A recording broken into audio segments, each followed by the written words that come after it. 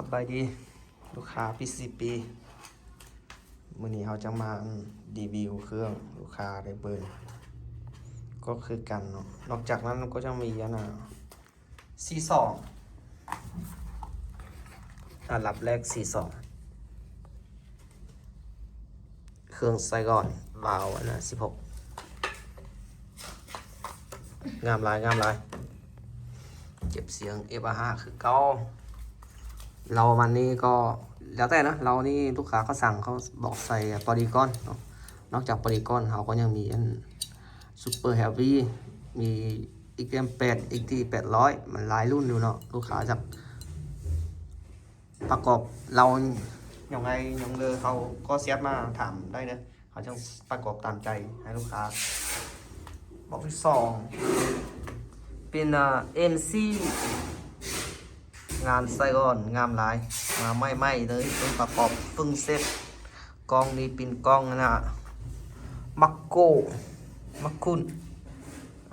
3/9x40เป็นวาล์ว8 แหวนเนาะถ้าใครอยากอัพวาล์ว8 แหวนนี่เป็นแฟนโมบิอาร์เนี่ยเขาก็ถอดออกมาเขาอัพเพื่อตามใจลูกค้าเด้อทางลูกกุนมุนเก็บเสียงเกมเต็กเครื่องมีฮับประกันโมมีแม็กใส่ให้เมดซื้อไปเขาตั้งกล้องให้เอาตั้งเลขให้ตามใจลูกค้าจะเอาเลข12เขาตั้งให้12 11เขาตั้งเฮ้เนาะนี่ก็เป็นK2งานไซออนกล้องฟูจิ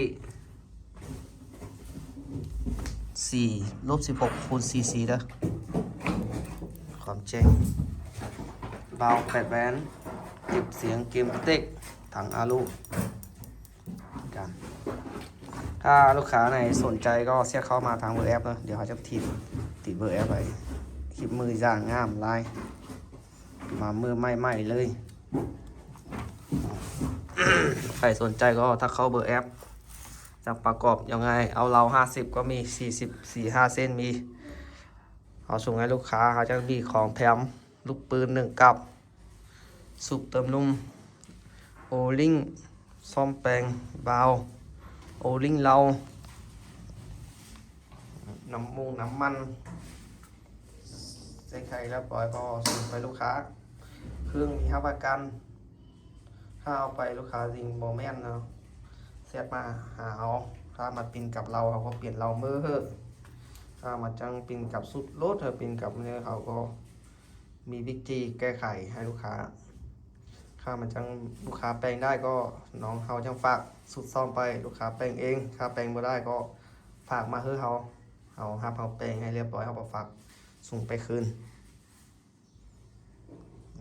เก็บเสียงF5